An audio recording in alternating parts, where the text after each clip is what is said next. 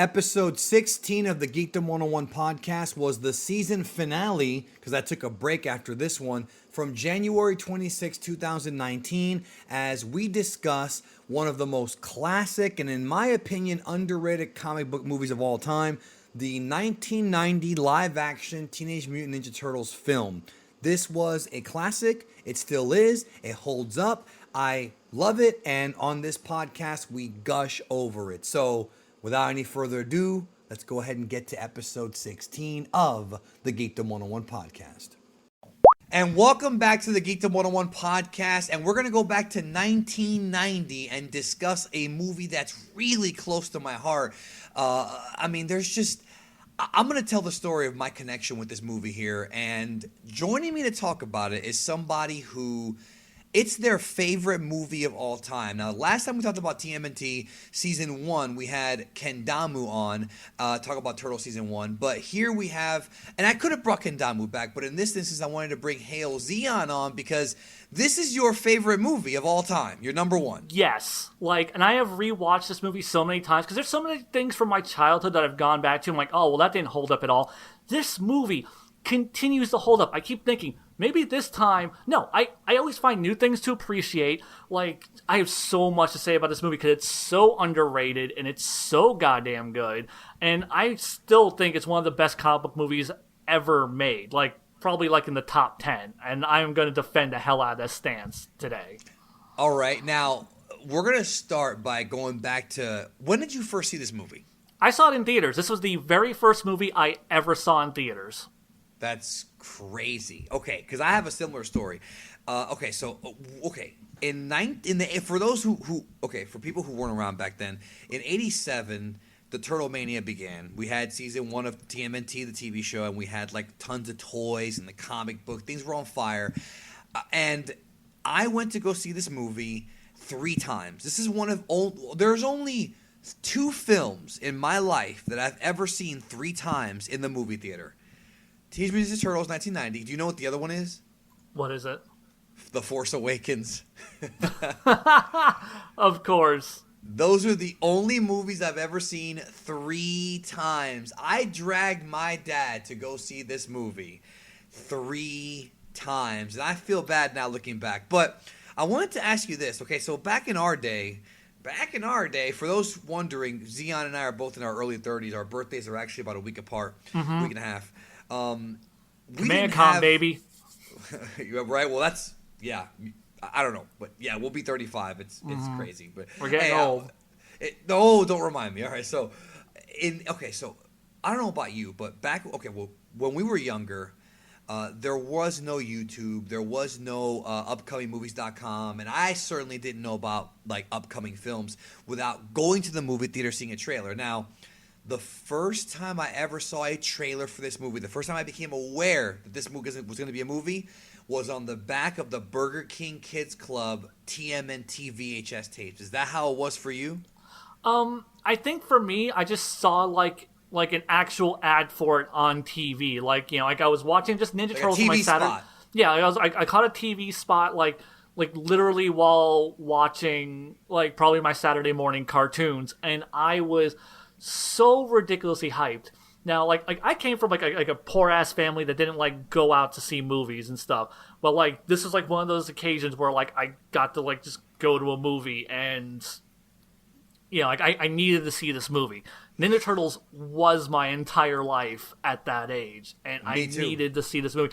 Seeing these characters that I was watching as a child now fully realized in live action, it was insane. And it still is. It was very different from the 87 animated series, which we're going to talk about here in a minute, but it was the same for me.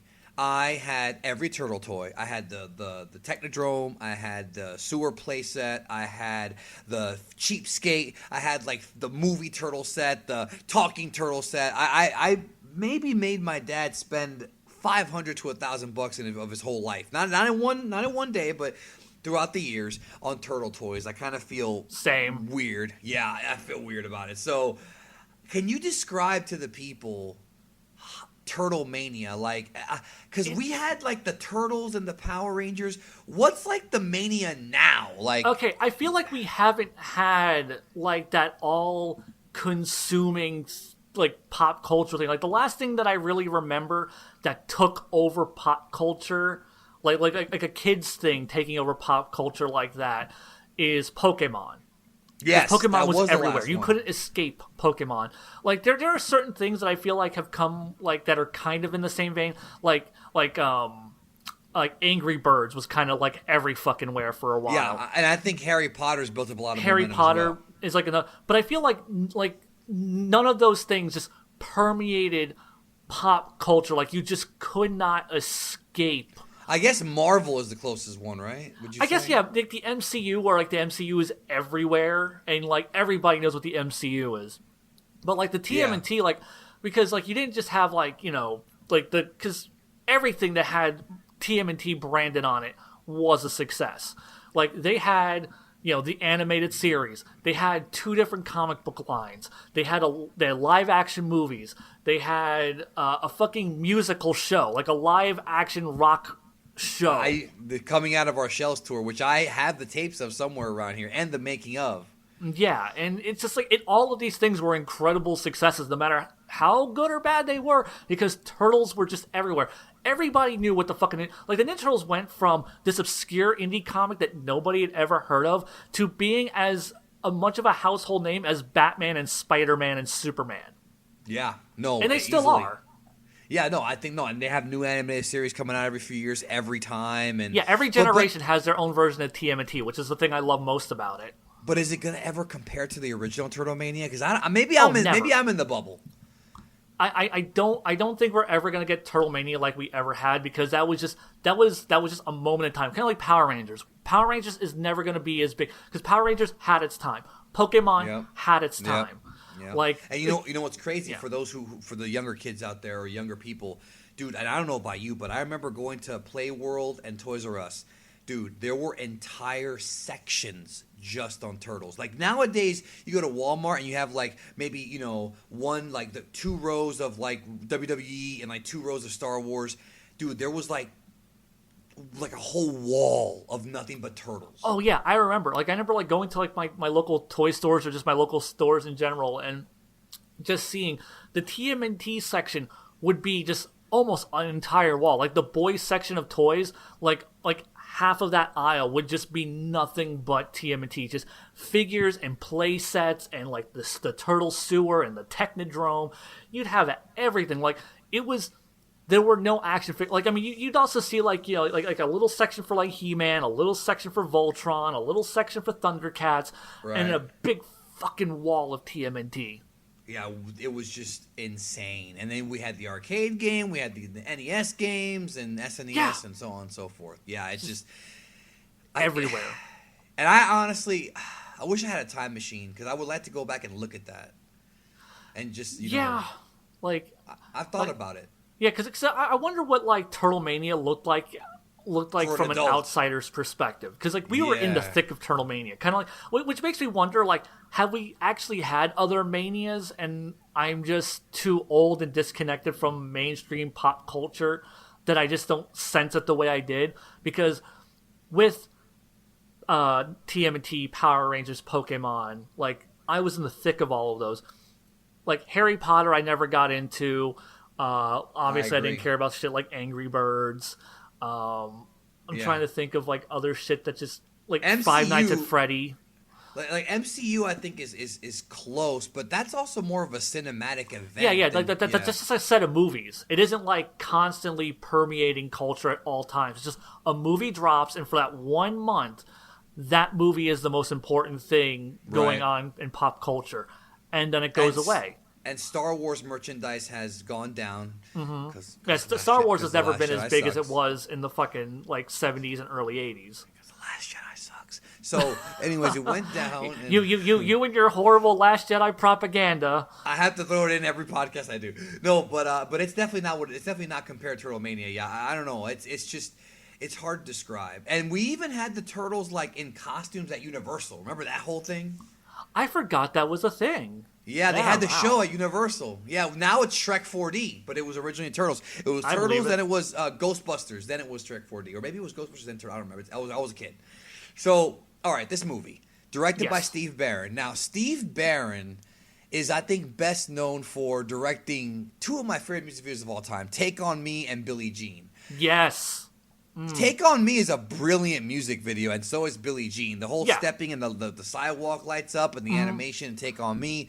Yeah, like he is such a visual director. Like, cause that thing, like, I love whenever you have like a really good like stylist, like a director with an actual sense of style and aesthetics. And then they come into the world of filmmaking, because a lot of directors usually get their start as doing music videos because it's an easy foot in the door. Right. And you can always see like the one like the people who do like the most interesting, visually striking like music videos tend to carry that over into their filmmaking, and it's a shame that Steve Barron didn't make more films, because like I think he made like one other film that I've never seen. And that's it. It's crazy. He literally is a one-hit wonder. Yeah, like that guy like came in, made the highest grossing indie film for like 15 years. Right. And then just fucked off, which is something that's worth noting. This is an indie film. The first TMNT film was like funded not by like the studio. I don't know where the funding originally comes from, but a lot of it came from like merchandise, like advertising within the film, which is why you see dominoes all over the place. Right, yeah, product placement, yeah. Yeah, it wasn't like commissioned by Fox. But New Line Cinema did distribute it, and that became like the thing. Mm-hmm. Yeah, so, and I mean, there is that.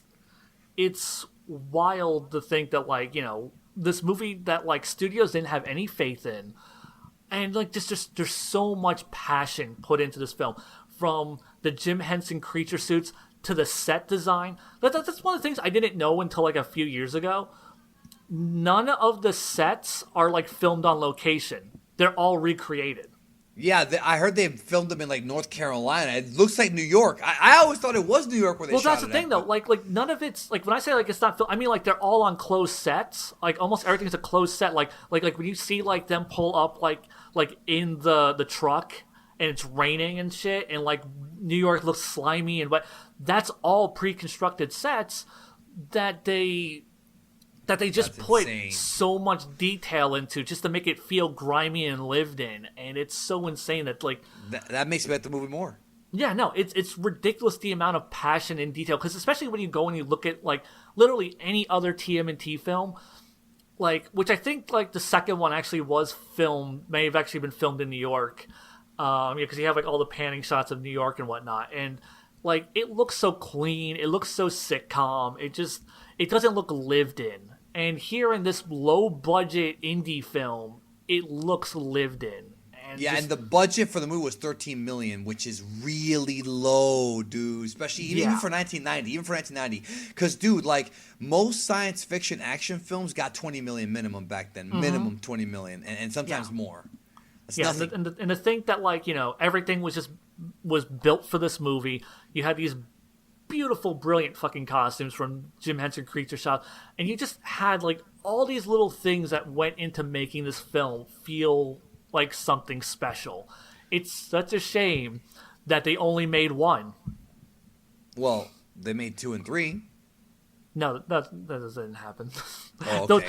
those are not the same. As far as I'm concerned, like, they may be in continuity to the first movie. Though that first movie is not in continuity to those films. I'm sorry. I see where you're coming from. Yeah. Yeah, like that movie just feels like, and honestly, it's still like one of my favorite incarnations of the TMNT. It took the best elements of the comic book, like actual storylines from the comic book, and isn't it the first major story arc just kind of compressed, and then they added some stuff from the TV series, like the pizza and all that? The original comics didn't really have too many arcs, and at least not like in the sense of like say like an anime arc or like comic arcs are now. Like it took the first issue, it took the Raphael standalone issue, it took the Return of Shredder arc, like 2-parter. The New Hampton stuff where they like went to like the farmhouse. The farmhouse, which that was probably shot on location. Yeah, I'm guessing. and then and then they did like the Return to New York like 3-parter from the comics, and they took basically like maybe 5-6 comics worth of storyline and reshuffled events and just made it one cohesive narrative. It's like because it's like Infinity War. Yeah, because like one of the things with comic book movies is, you can't just adapt a comic book arc into film, because comic book arcs tend to be built on these long ass continuities and all this backstory and history. So you have to reorganize and reshuffle them. With this movie, it does reshuffle things, but like it's so faithful. Like it pulls like so many images, so many shots are pulled directly from the comics. Yep. And it's so good. Like there's like little things that they change. Like Raphael gets thrown through the glass ceiling, which I love. Where in the comics it was Leonardo. Like Leonardo was out and about, and the Foot attack him in his solo issue, and he. But it makes sense that it's Raphael because he's the outsider of the group. You know what I mean? It makes more sense that it's him because he's on the roof and he's like throwing random kicks around, and then Casey Jones sees him and then he gets attacked. I love that scene because he's like, "Come on, how do you guys expect to beat me?" And then like a bunch more show up. Good answer. Yeah. Good answer. Yeah, no, it's a funny movie. This is another funny ass movie. There's so much clever writing in this film, and I was tweeting about this last night because I rewatched it. I didn't have to rewatch it because I know this movie front and back. Yeah. But I chose to rewatch it because it's my goddamn favorite movie. Yeah, you're not going to be bored. Yeah, and just still being taken aback by how clever and organic the writing feels. Because you watch an MCU film, a lot of people complain about the quippiness. I like the quippiness in the MCU films, but it does lack in authenticity, where like every character's super witty and has like a smart comeback. And here, like, the humor isn't from characters just being the smartest guy in the room at any given point with the most clever comeback. It's just, you have like that scene, like, Raphael, like, how you guys expect to beat me? Oh, well, good answer, Yeah. And the movie's full of that. Like, it's like, oh, you're a claustrophobic. You want a fist in the mouth? I never even looked at another guy before. And those jokes worked back then. You can't really make those same kind Honestly, of jokes now. I don't give a shit. Like I am super, anti. Liberal?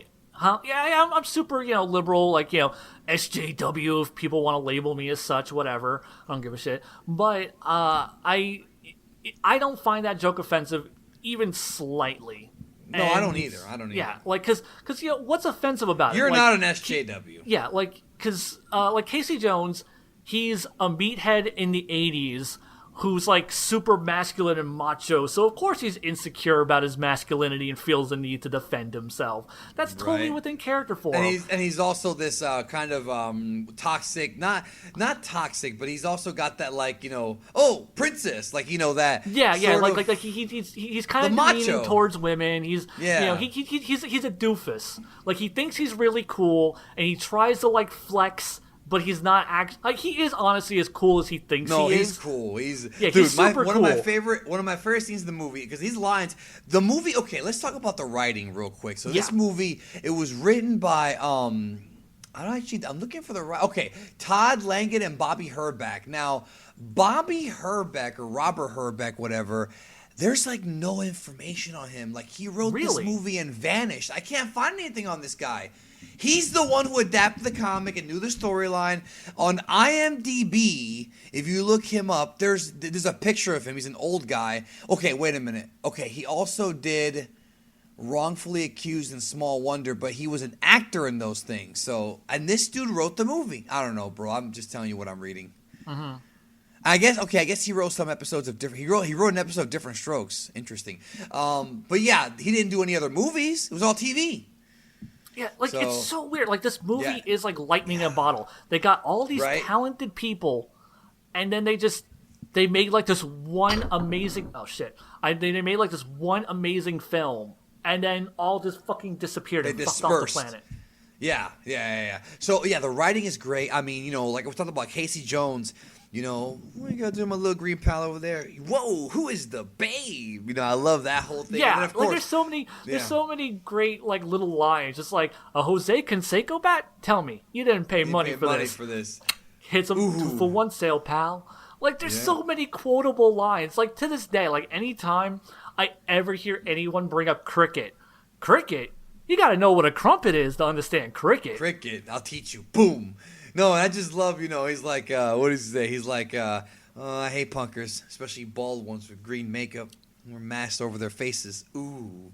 No, everybody's clever. And like Raph and Casey Jones' little rivalry I think it carries a lot of this movie. Yeah, no, it does. And like just because Elf lips. I feel I'm ready, hose brain. Yeah, and like honestly, like what they're saying isn't clever because it's just like a couple of guys just literally like, and it takes you a second to realize what they're doing. They're insulting each other in alphabetical order and just calling each other dumb names. And like they're not clever guys. I mean, Donatello's a smart guy, but he's shown to be a dork, so he can't think of like good insults. So, and Casey Jones is just kind of a doofus. So they're just calling themselves things like elf lips and hose brain and shit. And gack face, and it's just it's great. Like they feel like real people just kind of hanging out. Like when you have Michelangelo doing shitty impersonations, like everybody knows that guy in a party who's just like, let me do my impersonations, and it's just like he does Rocky. But you know what I love about this film? There's so many things to love. Is that, and I don't know, we never talked about this, you and I, but I noticed in some of the later TMNT animated series seasons, they kind of made the turtles stupid. Like, Raph and Michelangelo always make really dumb decisions, and even Leonardo sometimes in the later seasons of Turtles, whereas in the early seasons I felt they were a lot smarter. In this movie, none of the turtles feel stupid. Like Michelangelo can be, I've seen people say that he's the most obnoxious turtle, maybe in the 87 animated series, but in this movie he's just a dude. He's not like, whoa, dude. Like he's not one of those guys. Yeah. He is like kind of a surfer guy, but not really. He's more toned down. Yeah. And also Donatello's not a super genius. He's smart, but not a super genius. Yeah. Okay. One of the things I always hear people complain about with this movie is Donatello, because Donatello isn't like, Donatello isn't like the smart one in this movie. He has no personality. I'm like, bullshit. Like, you people are not watching the same movie I'm watching, clearly, because you can see he is clearly an intellectual. Like, you can listen to the way he speaks, the words he says, and how he conducts himself, and tell that he is a smart guy. And he's also played it a up dork. More in the second one. Because like, he isn't cool like his brothers. Like, they're all like, excellent, and he's like, Bossa Nova! And they're like, Bossa Nova? Yeah. Chevy Nova? Yeah. Because he doesn't know how to be cool because... he's a dork. He's a nerd. And, like the way he speaks, you get that. Like, that he's an intelligent guy. Now, on the other side, we have the Foot Clan. And, I love this adaptation of the Foot Clan. Yes. Shredder in this film is one of my... Now, I'm sure you and I talked about this before, but I have, like, a thing for villains that wear masks. Like I'm a big fan of Darth Vader. Love Kylo Ren when he has the mask on, even without it. But I mean, I love that, just how he was in the first movie, Force Awakens, and even Last Jedi when he had the mask. I love Bane from Dark Knight Rises. I have this thing about guards, who cover their mouth and talk. And so you have, and I think that all came from Shredder, because I'm pretty sure I knew Shredder before I knew Darth Vader. If I remember correctly, I watched that Turtle show before I watched Star Wars. I must have been 3 years old. Mm-hmm. Yeah, I'm gonna say this, like Shredder in this movie is amazing. I love his appearance. I love his outfit. I love it's actually like scary. Yeah, he is threatening, intimidating. They take what is fairly a goofy costume when you think about it. Like, it's kind of like Darth Vader, where if you actually think about Darth Vader's costume with the padded sleeves and the goofy computer shit on his chest, it's a goofy ass costume. But he wears it with such confidence, and he's shot in such a way that makes him come off as menacing. that you believe it and you feel like this is the coolest, baddest motherfucker in the room.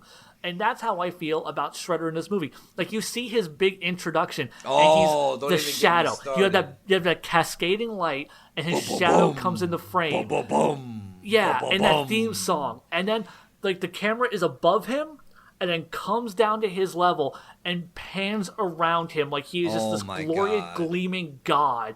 And you know he's going to people pull the cape off of his spiked shoulder pads, and the camera pans around finally to reveal his masked face as the light gleams off of it.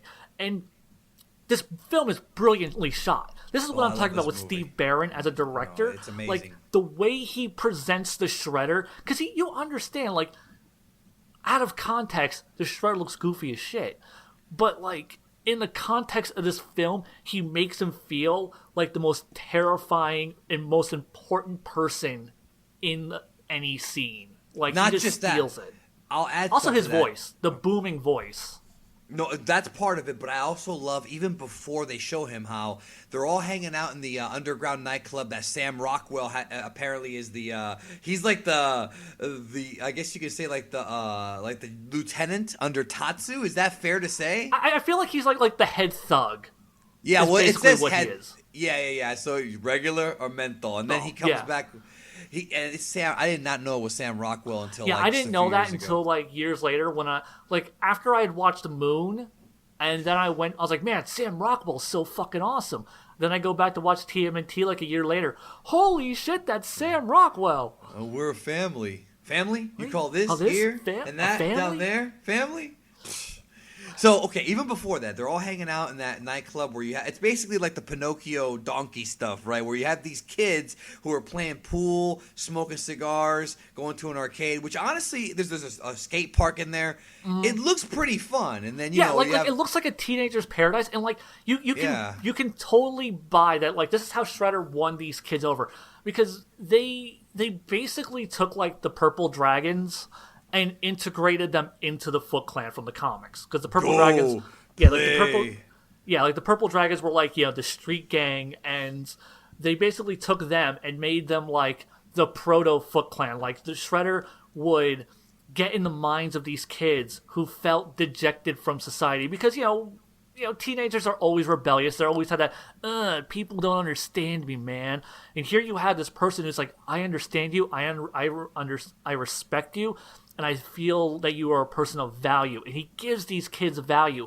And like, when he's speaking to them, it's just like, it's like the outside world rejects you. Oh my God, speech is incredible. Your father. And it's just, he money cannot buy the honor you have earned tonight. Yes. And it's honor, so discipline. Good. Yeah, that's how you wear the Dragon Doji, so you have to earn it. Yeah, and the beautiful thing about this movie is just in those few minutes where they show the Shredder, his manipulation. Like you just said, he's manipulating these teenagers into thinking that he is their father. He's giving them everything they want, right? But they have to do something for him in return. So he's building that loyalty. It's very interesting. But what I was going to tell you is, even before he comes out, when they're all hanging out, then you hear the gong, boom, and then everybody has to run over. Yeah. And Danny Pennington, Charles Pennington's son, he's like he's not the main character. It's April, but it's both of them. He's kind of the secondary eye-level character. A lot of people don't like him in this movie. I don't understand why. I think his character arc works really well, and it's integrated very well. He's a completely original character for the movie, and I'm surprised I never brought him back for sequels. No, he never came back. I guess Charles Pennington got fired or something. I don't know. But he's not even there in Ninja Turtles 2. Like, April's a completely different boss. Yeah, maybe he got fired. Maybe freaking the Chief Stearns got him fired. Well, the thing is, though, Ninja Turtles 2 was literally like a week later. Ninja Turtles 2 is shit. It's such a... Maybe the story... we're going to do headcanon. Maybe April got promoted after the Foot Clan shit from the first movie. And she moved to a different place. Well, no, she's still at Channel 3. Maybe she get moved to a different department in Channel 3. I don't fucking know, bro. I'm trying.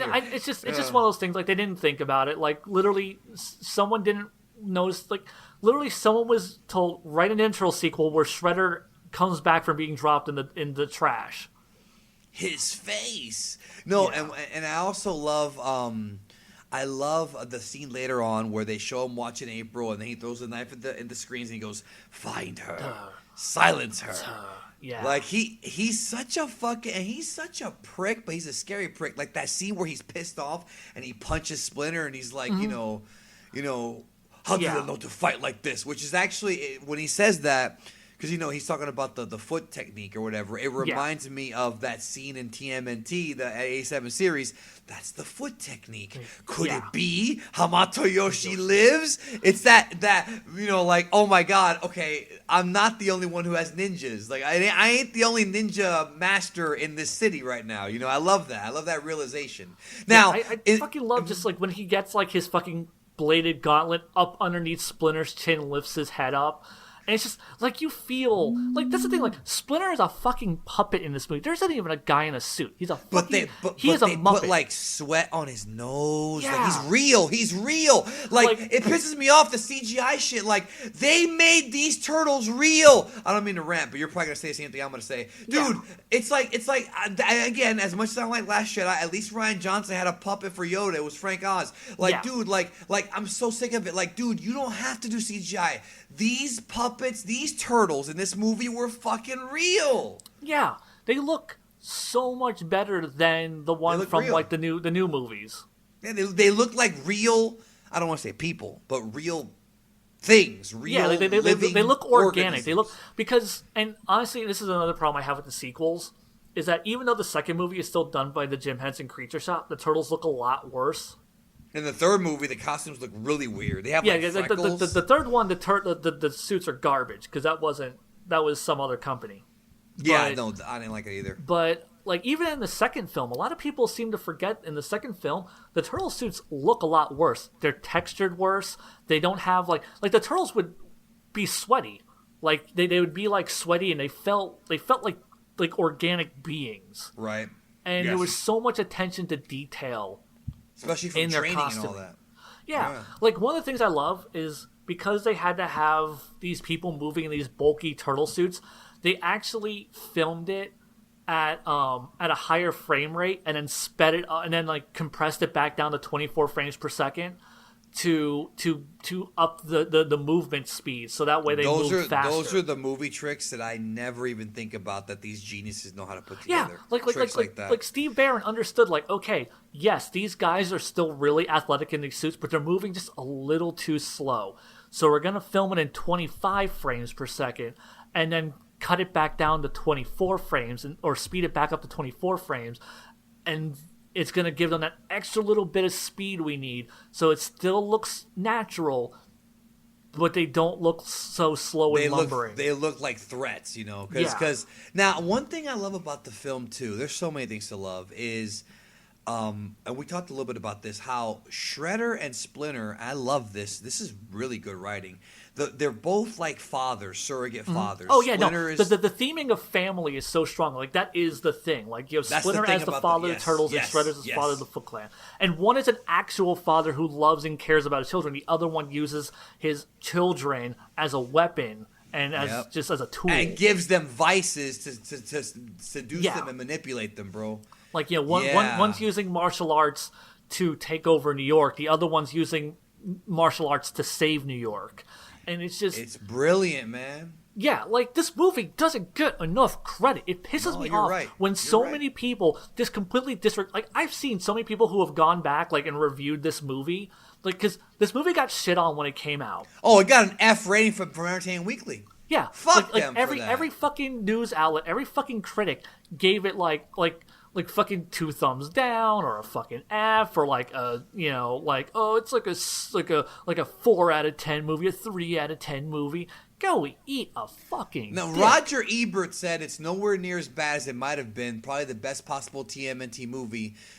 He said it supplies what Turtle fans will expect. So I mean, he's right on that one. Yes. I gotta give him that one. But fuck him for thinking that like, oh well, this being the best that you can expect, somehow it's still not a good movie. Eat a fucking dick. Because this movie is goddamn good. The writing is clever. The story is like the direct, like I already thought, like I'll get into the directing, the action scenes are good too. But yeah, go ahead. Yeah, like the action sequences are really well composed. Like I said, they sped up the footage just a smidge to compensate for the bulkiness of the suits, which was a brilliant move on their part. Right. They like the story itself is so tightly composed, where like each scene builds because like there's no fluff in this movie. Yes. You can't remove a single scene from this movie without removing a key component that would create a plot hole. Like every scene in this movie is either in service to the narrative or to the characters. There is not a single bit of fluff. The closest thing to fluff you have is when they're at the farmhouse and like you see everyone kind of hanging out and there's that downtime. But that's also the second act where the downtime comes and then we build it back up to the third act. Yeah, and that downtime is one necessary, and it's also go ahead. And it's also accompanied with April's narration, which gives you an insight into what they're going through emotionally. Like you see them kind of hanging out, but like they're all dealing with their loss in their own different ways, and that is the scene where Raphael wakes up. And so when you tell a story, you have your high points, and then this is the when they go to the farmhouse, this is the lowest point for the characters. This is like the Empire Strikes Back for them. Splinter's gone. They're on their own. They're teaming up with Casey, but they're away from the city, and they know that they have a major problem because they're outnumbered by the Foot, and the Foot has the Shredder. And it's like they have, Splinter. So they're out there, and then when Raph wakes up, Raph waking up is the equivalent of the Adrian speech in Rocky 1, 2, and 3. When Adrian tells Rocky, win, and then the music plays. Or I would say, actually, I'm going to argue, because I would say the Adrian scene for the TMNT is when Splinter talks to them. With the fire. With the fire? Okay, yeah, you know what? That's a good point as well. Because I feel that's a good point. That's a good point. Yeah, that's like the Win Adrian scene where like he gives them that, because then that immediately leads into the Turtles. Back. Yeah, it's like we're going back, and it's just John Duprez's score. Like it's this very limited synth score, but it's so good and it works for every scene. I love the music in this movie. Yeah. Shredder's fight theme, like Shredder's suite during the big climactic battle, is so goddamn good. It is one of my favorite pieces of music in any movie. It's just, the movie's just a cool fucking movie, dude. And one thing I will say before we get into that, about the characters, the one thing about this film that I love, it's just so well made, is by the time the movie's over, or even during the film, you understand these characters. Like, that April O'Neil is the fish out of water going into the sewers, you like the characters. There's not a single character in this film that I don't love. I even love Tatsu. I even love Sam Rockwell. Every character.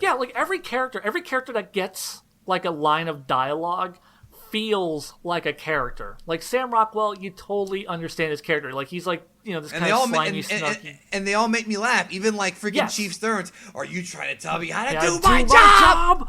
Yeah, it's so good. Part. I love it. It's so.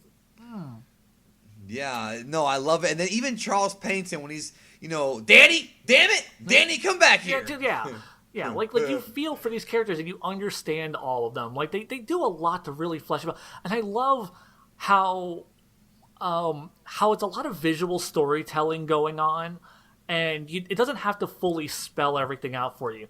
Like when April goes in to talk to Chief Stern, then you have that scene just in the background of Danny getting arrested, and they do a quick close up, and that's all you see. Dun dun dun dun. Yeah. And I remember this movie too now. And then you get like the next scene, like then a couple of scenes later, you have Chief Stearns looking at the picture of Danny, and he's just like, Charles Pennington, do you have a son named Danny Charles? Do you have a son named Danny Charles? Yeah. And then the next scene after that, Pennington, I thought we had a deal. The next scene is just he then shows up to April's apartment trying to get her to drop the story. And he's trying to be sneaky about it and trying to get her to drop it on her own without telling her to drop it. And there's just so much, it doesn't completely spell it out for you. It gives you just enough information to piece all these things together yourself. And hey, I got it when I was a kid. I saw this movie when I was 6, 5 or 6. I was 5, and I got it. Yeah, it's just it's very deliberate visual storytelling. Gives you just enough information. It doesn't have to sit there and give you like a full monologue where it's like, like I feel like if this movie were made today, like there would have been a whole scene dedicated to Danny getting busted and getting arrested. There would have been a whole scene dedicated to Chief Stern talking to Charles. Yeah, it's and unnecessary. Like being like, you need to tell April to drop this case and blah blah blah blah. And then there would have been. I thought we had a deal. Yeah, like I love when he fires her, bro. Oh, this is a blow. Yeah, there would have been. Like, I feel like it would have played out very differently if this movie were made today, because the movie would need to hit 2 hours. Like, the writing in this film is so lean. 90 minutes, right? It's a 90-minute movie. 90 minutes. Like, and this movie has so much more story than most fucking MCU films. No, and it has a beginning, middle, and end. The first act is April discovering the Foot and the Turtles, because basically she's supposed to represent us. Like, we're going into this world, we're in her head. We're being introduced to the good guys and the bad guys, even though there's a narration at the beginning of the film with the pickpocketing, which I think is a great setup too. Oh my god, I love the way that shit's shot. Like, you have like the one the ninja black like lady. Sneaks. Huh? Yeah, like just like the way that like that one truck driver, the camera pans and then it pans back and the truck is just completely fucking empty. Yes. That's a brilliant fucking visual. Like the movie. one woman who has her TV stolen, and you don't even see anyone lift the TV. You just see the TV up and leave, like, because it's just enough out of frame, and then you see like the guy running off with the TV, and it's just like it makes them feel like this otherworldly presence in this city. There's this phantom crime wave, and it's right. No, it's great. So good. It's a great movie. And then, and then the second act, the first act pretty much ends with okay, it's tricky for me because the first act ends to me when they leave the city to go to the farmhouse. That's the way I perceived it. Right? Yeah. It's a long first act because it's a very long first act and Casey, and then a shorter second and third act. Yeah, because we get a Casey introduction. We have the fight where Raph gets beat up. We have, a fellow chucker, eh? We have that whole thing. And they're using, like, symbols and, like, putting people's heads inside of fish tanks and all this funny stuff. California roll! And then we have the second act, which is when they're down and about, Splinter and all that. And then the third act, which is when they go back to the city and it's an all-out war. So, but what's crazy is it's a 90-minute movie, like we talked about, but it feels like it's 2.5 hours. You're right. It's very fibrous. There's a lot of stuff going on. Yeah, like every scene is just so densely packed with stuff that's going on, and it just it moves at such a clip. Like every scene just, and like I said, like this is one of the things I keep talking about, the directing and the writing. It's just like each scene flows and like ebbs and flows into the next, and I couldn't imagine cutting a single scene from this. And it's a great film.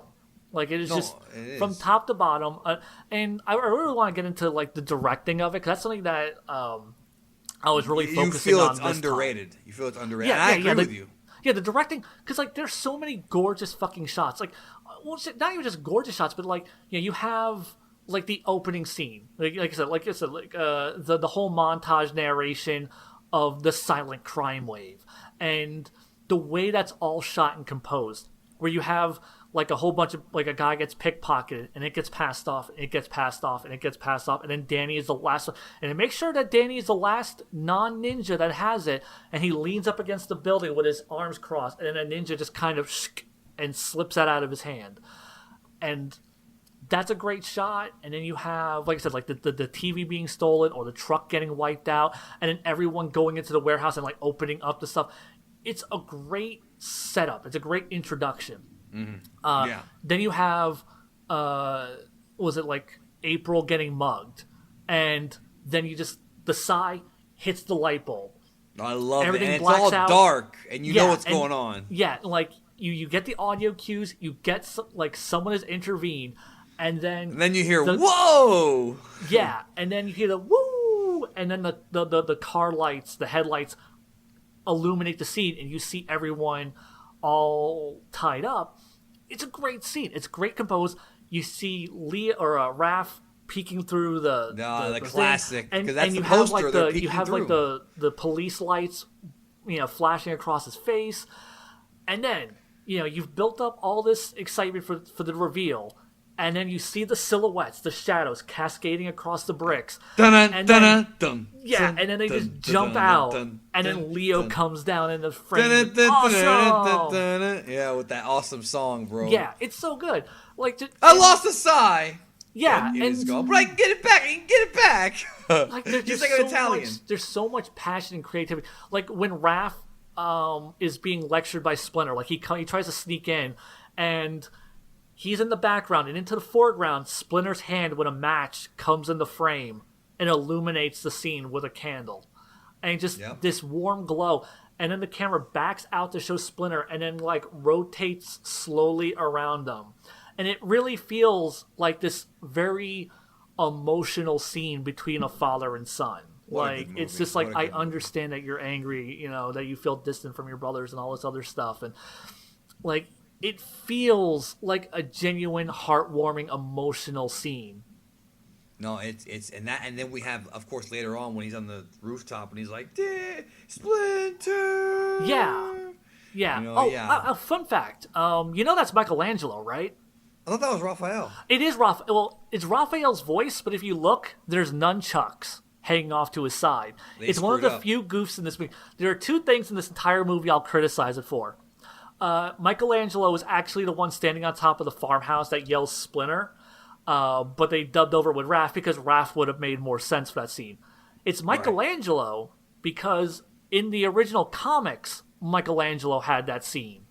Mm-hmm. Yep. So in the comics, that was Michelangelo. But it's still an homage. Yeah, it's still an homage. It's still an homage. Yeah, and don't forget. They were doing that scene. I guarantee at some point, they were like, well, Michelangelo's on top of the farmhouse, so they put that scene in there, and then they went, wait, it doesn't make sense for Michelangelo to be yelling for Splinter.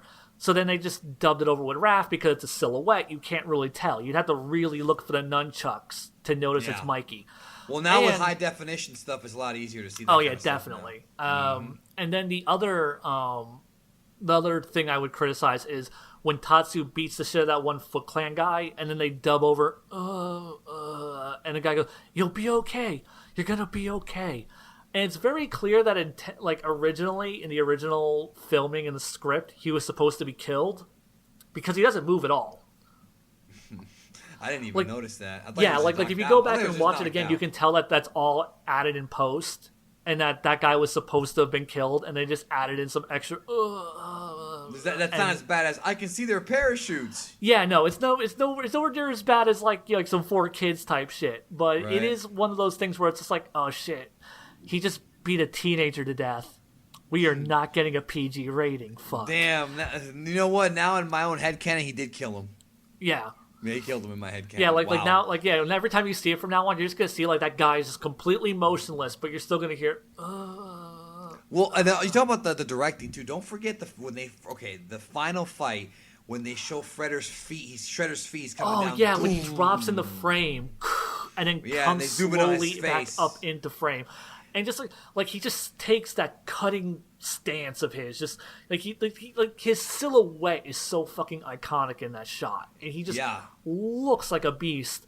It's like you fight in your old ways, but now you face the Shredder. The Shredder, and then they're over there making fun of him. Maybe all that hardware is for making coleslaw. And then he tears them apart. This Shredder is a true master of the martial arts because he's fighting these 4 kids and punking all 4 of them out by himself. Yeah, I love how they're landing some hits. The Turtles kick the shit out of the entire Foot Clan. Like they kick the shit out of the entire Foot Clan, and then Shredder shows up to completely school these kids. And I love, once again, talking about just the very organic, very clever writing, where Leo gets owned, Raph gets owned, and then Donnie and Mike match you for it. 1, 2, 3. Damn great. Wow. And then all you hear from there is just you see from the ground shot you hear Mikey yelling and stuff and getting his ass kicked while they're on the down on the streets. Right. And you know, it's funny because they fought the Shredder at the end of the 2014 film, and I feel like even though that movie was all sizzle and no steak, this fight is all steak and no sizzle. Because one thing that they tell you about, I love this fight. This final fight is amazing because I love it. It is my favorite like one-sided fight in a movie. Like just one guy just kicking the shit and being an invincible badass. Like this is like my favorite iteration of that. Actually, you know what my favorite is?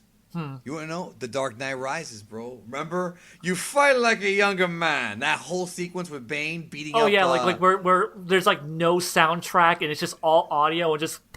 Yep. Yeah, that's a good one, too. That's a really good one. It's probably... That might be, like, my number 2, but, man, there's just... Like, the way... Just how quickly the Shredder moves, just how invincible he feels. Like he's just one step ahead. All 4 turtles going at him at once, and... The only thing that happens is that Leo grazes him in the back with his katana, and that's it. He hurt his arm. I think he hurt his arm. Yeah. Leo like cuts like his back like near his shoulder. Yeah, and his that's shoulder. and that's when you see Shredder like grab his arm because he's just like because he's trying to reach to where his cut is. Yeah, he's hurt. No, and the thing is about that is what the story here is that Splinter is a better, more selfless teacher. Oroku Saki didn't teach the Foot Clan jack shit. Like, these kids knew a little bit of fighting. Tatsu is a shitty instructor because the turtles freaking murked them throughout the whole movie. But all that knowledge, Shredder's keeping in his own head. So, again, it adds to that layer of him being a selfish prick. Yeah, like the turtles have clearly been taught, like, by a passionate instructor where Shredder just kind of sits in his chair acting like this magnanimous leader to these people while Tatsu beats the teetotal shit out of him.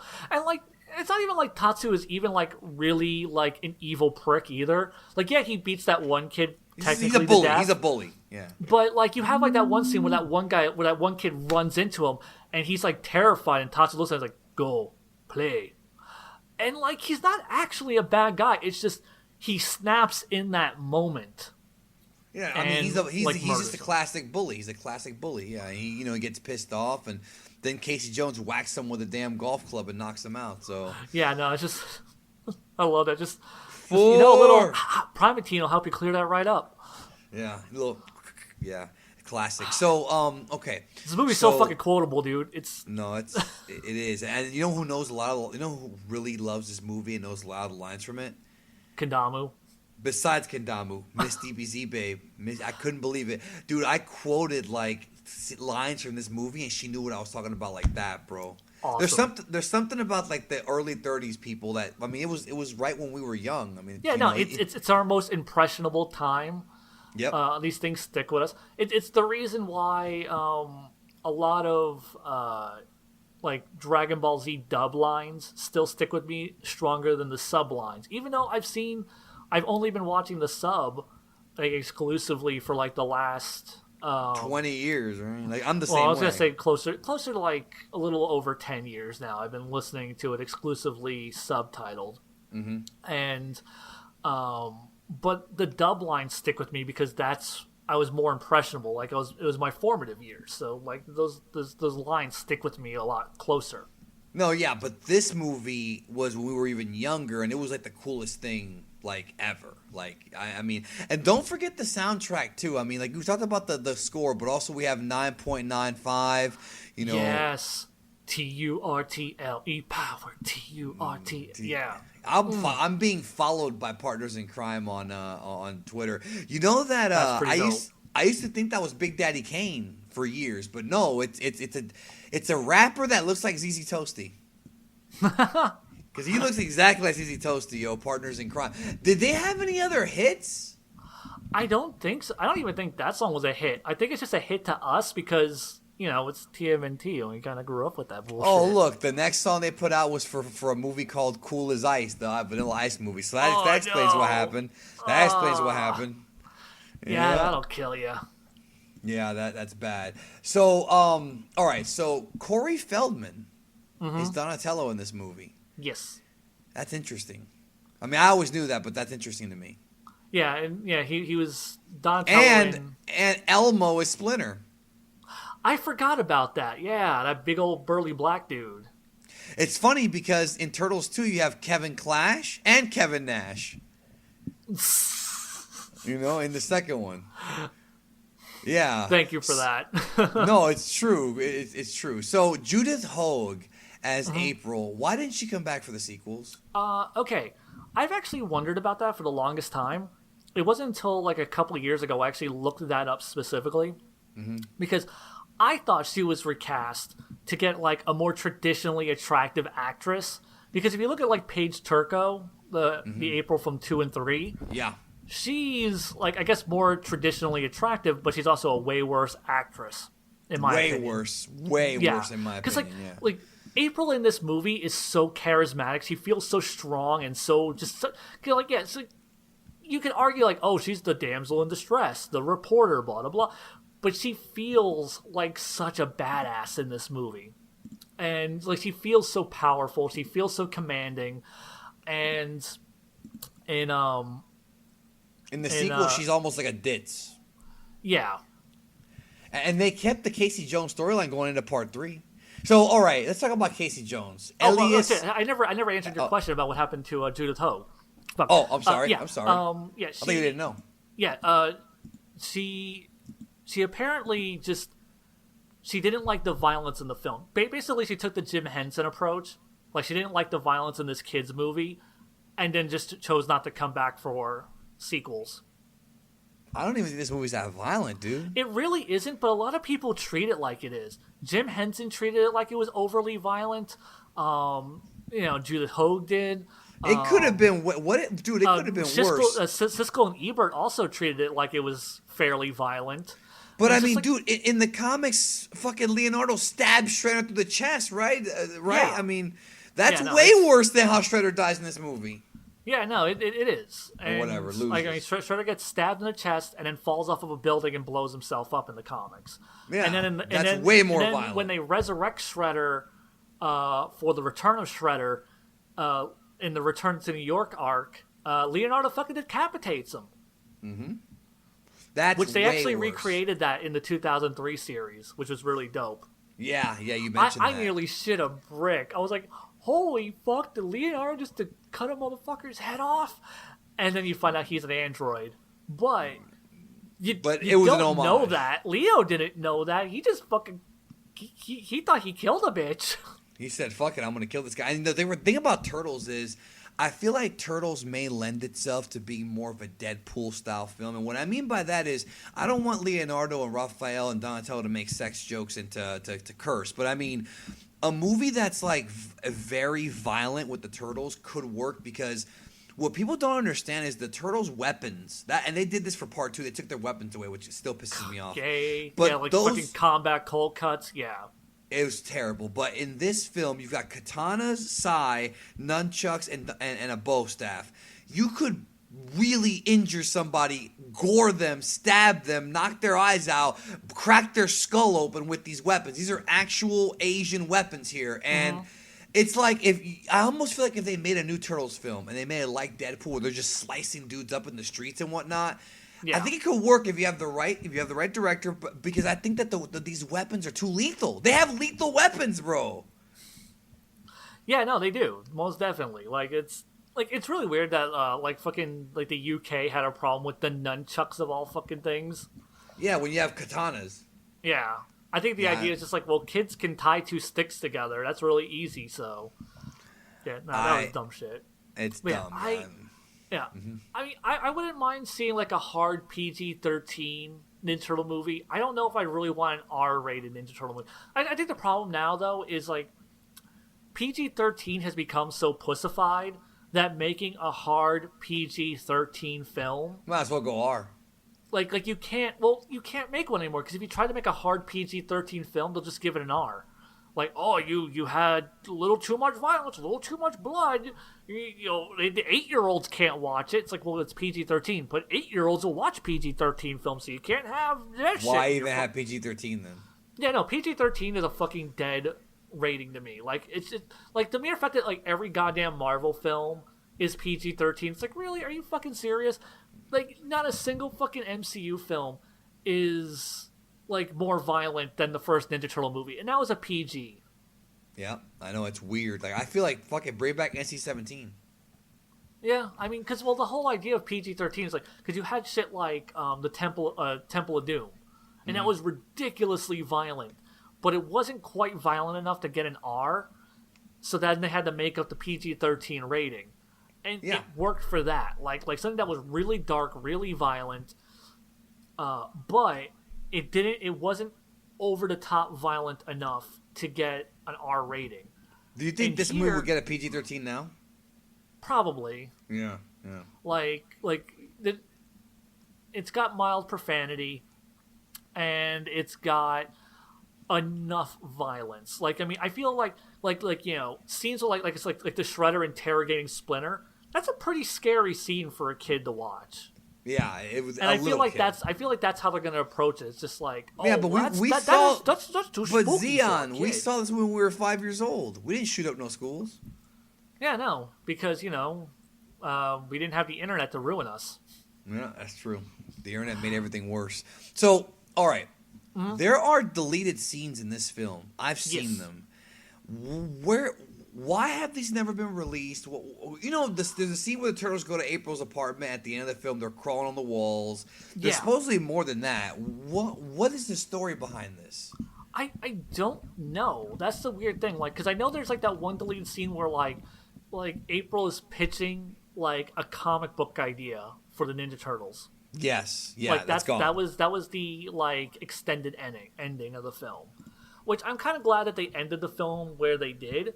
I think that it would have been a nice post-credit scene in a world where post-credit scenes actually exist. Back then we didn't have that. Yeah, like honestly, like that movie had been like the first comic book movie. Because this movie already feels so ahead of its time. It feels like a better fucking MCU film than the MCU films. Like I feel like this does that better. And there are scenes that I remember seeing in like, and actually I found it right here. There's scenes that have like sticker books and whatnot, and these scenes never made the film. Like, remember the scene that actually was deleted where Shredder fights the Foot Clan? There's a scene where the Foot Clan comes at him and he's like throwing them around. You know what I'm talking about? I think I do remember. Like that was like a children's book, wasn't it? No. It was an actual scene that was shot for the movie where Shredder is sitting down. And the Foot attacks him, and he's just dodging them and fighting all of them by himself. Huh. Yeah, honestly, okay, I'm gonna say dead ass. I'm glad they didn't include that scene. No, I am too, but I still want to freaking see it as a fan. You know what I mean? Yeah, no, I agree with you. Like having that as a deleted scene as an extra, because that's the thing. Like, here's one of the things that bugs me about the disrespect that this film gets. There's never been a collector's edition like Blu-ray release. Like with like all deleted scenes. Every time they fucking release it, it's just a bare minimum remaster with no special features, no commentary tracks. I would kill for a Steve Barry commentary track on this movie. Me too. Like, that would be amazing. Get, like, Robbie Rist and a bunch of the other voice actors for the Turtles. Elias Koteas. Get, like, these guys, like, back to record some commentaries. I would listen to all of them because this movie's just so goddamn good. I want to know the history behind this film. Yeah, there's a lot of deleted scenes on there. Put like a documentary. This movie, like it pisses me off that like when people talk about like the greatest fucking like comic book movies, like you'll hear they always forget this one. Yeah, this one always gets just fucking lost in the shuffle for some fucking reason. I think it's like, because it's not Marvel or DC. Well, you know? Yeah, and okay. So speaking of that, when people talk about like the older superhero movies that are worth a damn, it's always Tim Burton's Batman and Superman, Richard Donner's Superman. People always forget about this movie and The Crow. The Crow, actually no, The Crow. Okay, The Crow and The Rocketeer are like two cult classic films. Like if you look in like they have people talking about like underappreciated or most overlooked movies or whatever of like the 90s or whatnot, you'll see like The Rocketeer and the Crow. The Crow, yeah, you'll always see those mentioned. Yeah, nobody, but not TMNT. Nobody ever fucking brings this movie up, and it pisses me off. It's like because it was like too mainstream to get like that indie cult classic cred, but it wasn't like critically received enough to be considered one of the all-time great classics. And too big to be a cruiserweight, too small to be a heavyweight. That's pretty much it. Precisely. And it's such bullshit. It's like it's caught in the middle. I'm going to tell you right now, I think this is a better movie than Richard Donner's Superman. I think this is a better movie I agree with you. than Tim Burton's Batman. I think all right, I agree, but I love both those other movies. Oh yeah, but I love Batman's those movies. right under this one. It's right under it. But I do think this movie's better than Batman. A lot. And I will say like I think one of the things is like Richard Donner made a really good Superman movie, but it's also really long. It's really long. It's really bloated. And it's very slow. It's a very slow burn. It's a 4-act film. Also, the whole first act is the backstory, like Krypton, and then Clark growing up and dealing with is kind of what it's basically. And then the second act is when the film really starts, where he is Superman and he is moving to Metropolis. Yep. And then the movie actually begins. Yeah. And that's fine because all those farm scenes, all those Krypton scenes, they're good stuff. Even though they're sequel baiting with fucking Zod and all them, Zod doesn't fucking matter at all in that movie. Not at all. No, it's set up for the second one every time. I knew that from the beginning. Yeah. Yeah, and that's dumb. Like I hate like you took up in like a good chunk of your movie to set up a second film. It's like, what are you, Batman v Superman? Go fuck yourself. Well, I think the original idea was that it was supposed to be like two movies. Yeah, no. I'm all right with that. They shot them both. It was supposed to be like a duology of films until Richard Donner got fucked over. Yeah, he got fucked over. But that's what I'm saying. Like, I don't hate that because of that reason. You know what I mean? What was it? But yeah, like Richard Donner's Superman. It's a good movie. It's a good Superman movie also. And, I agree. But I feel like TMNT is just. It's a leaner film. It has a stronger emotional core. I feel like I agree with you. It has stronger theming. Because the acting is also, and I love the acting in Margot Kidder. But this movie has tremendous acting, dude. Yeah, like Elias Koteas, bro. Yeah, like I just feel like when you compare the two films side by side, like both of them are incredibly well written. Both of them are incredibly well acted. Both of them are, and they look real. They look real, but Turtles looks more real than Superman, though. Yeah. I feel like the Turtles look more real. The city in New York feels way more lived in than Metropolis does in Superman. And I feel like Superman is padded out way too much. And there's also like some weird goofy shit that's in Superman, like Margot Kidder likes her monologue that she has while she's flying with Superman. Not just that, but also the villains. You know, as much as I love Lex Luthor, Lex Luthor, he's a complete gag villain in that movie, and he doesn't really contribute to like the narrative. He doesn't contribute meaningfully enough to the themes, the characters, or the narrative. Well, Shredder is so tightly integrated into that. I was also going to say, too, that when it comes to Lex Luthor, he doesn't provide an actual physical threat for Superman whatsoever. Superman has no actual rival until the second movie when Zod shows up. However, in this film, Shredder kicks Turtle's ass. So he's an actual boss. He's an actual final boss. Yeah, and Shredder in this movie is so heavily integrated into the narrative. Yeah, and he's connected to the Turtles' backstory. He's connected to Splinter directly. He's their martial arts style is the exact same martial arts style that he's teaching the Foot. And like I said, he contributes to the family theme. You know, like a loving father and a manipulative father. Did you think that it was weird that Splinter, in your opinion, that Splinter was the one to take out Shredder? Like it was so simple with the nunchuck flip and everything. I'm fine with it because I feel like it kind of just it shows the intellect of Splinter and the anger of Shredder. I do like that. You know, Shredder is one who's like consumed by emotion and rage and hatred. So like he comes at like the Turtles are like because like kind of like how he's mad about his ear. Yeah. What was it? Very specifically, like Leonardo. I think it actually it's the same thing that happened to Leonardo. Leonardo, you lie! Do I? And then he attacks Shredder and sort of flips him with one swing of his staff and like gets him. It's just like, weapons. And he makes him discard it. He has that. And over Leonardo, he's about to kill Leonardo because of that. And then Shredder makes the exact same mistake.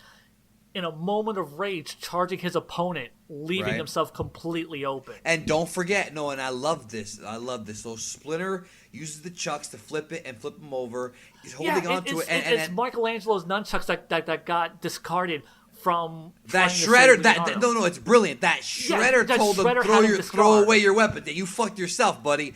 And then the fact that like also Shredder's the reason he gets killed because. Well, no, I'm gonna get there. He pulls the knife out, and Splinter has to let go to grab the knife to protect himself, and then Shredder falls into the fucking thing. Now he could have survived. He could have climbed out of it, but then oops. Yeah, well, the thing is, though, I mean, Casey I'm pretty sure they assume that Shredder. he died. But yeah, no, that is one of the most ice-cold fucking things in any movie ever. Just oops. Oops. Casey Jones, you just murdered a man. Holy fuck. Yeah, he did. He just murdered him and did not care. And then he kisses the girl right after. Yeah, I know. It's pretty wild. Like, maybe you could argue, like, oh, man, that's really fucked up. Yeah, but I mean, fuck Shredder, really. I mean, yeah, but it was just, and it's crazy because I've actually replicated that in real life, that oops, like I've done that before, right? Like with other things, yeah. Like I said, this movie's super quotable, and like I was saying though, but yeah, I feel Ninja Turtles is a much better movie than Richard Donner's Superman. From directing to the writing to the theming to its characters. I do think Richard Donner's Superman is the best fucking Superman movie we've ever had. Yeah. I think Ninja Turtles is a better movie. Tim Burton's Batman, it's a really good Tim Burton movie. It's not that good of a Batman movie. But it's a great Tim Burton movie. And that's when he was going through his Zen-like streak. He had Pee-wee. He had that one. He had Beetlejuice. He had Scissorhands. That was when he was going through his streak of classic after classic after classic. No, like that guy could do no wrong. It's awesome movie after awesome movie. Ed Wood. Now he's kind of a parody of himself, to be honest with you. Yeah, and it's whatever. He made all of his great movies. If he wants to just make weird shit that only he likes, let him have at it. Fucking, he did enough for society. It's funny we talk about The Crow, though, because I feel like The Crow is the most like this film in that it's very dark, kind of film noir, but not really, because I mean, they're made with very similar, like they're very 90s movies. They're which I love. 90s. And like they both have this very kind of sort of washed out color palette. They're like the city that they live in feels grimy and real and lived in. Both have like very strong theming. When everything is both not of them CGI, are kind of revenge stories in their own way. When things are not CGI, they work. Yeah, no, it's great. It's The Crow is another one of my all-time favorite movies also. A very underrated comic book movie. Oh, definitely. I feel like, I don't know, like The Crow was huge, man. Like The Crow was fucking huge. Well, I mean nowadays, like people forget that like nowadays, this generation. Okay, everybody, every fucking kid and grown-ass adult in the late 90s was The Crow for Halloween. Everybody I'm talking about now though. I mean, okay. So now, it's a cult classic now. It is, but I mean, people seem to forget about it whenever they do the list or whatever. You know what I mean? I feel like it's just we have so many superhero movies. People feel unnecessary because like you got to put the MCU films on there because if you don't put the MCU films on there, you're a contrarian. And I'm going to say right now, I think Ninja Turtles. I think it's better than. Tim Burton's Batman. I think it's better than Richard Donner's Superman. I think it's the best Ninja Turtle movie we've ever had. I think it's probably the best we'll ever have because, like, I don't think you're gonna get that lightning in a bottle again. Lightning in a bottle. I knew you were gonna say that. Yeah, like it's like Ghostbusters. Like I don't give a shit that they recasted Ghostbusters with women. I have a problem with the fact that they tried to remake Ghostbusters because and also the movie's not very funny in my opinion. I didn't think it was very funny. That was my big problem with it. They're very talented comedians. Those girls. I'm gonna say right down this. I have not watched the Girl Ghostbuster reboot, and that just has to do with the fact that I refuse to watch any of these reboot films where I feel it was a lightning in a bottle thing. I didn't watch Total Recall. I didn't watch RoboCop, and I didn't watch Ghostbusters. Those movies are very specifically those movies, and they work because of the circumstances that they were created in and what they were trying to do as films. If you're just going to do a shallow retread, that scrubs away like the nuances of it and takes away literally the lightning from that bottle. Like, what is even the point? So I mean, yeah, like I just don't care. The new Turtles films, I feel like they capture the spirit of some of the Turtles sometimes, but they're lacking that sort of griminess and grittiness of the original comics. Because if you actually read the original Turtle comics, they're more like manga than American comics. I mean, they're edgy.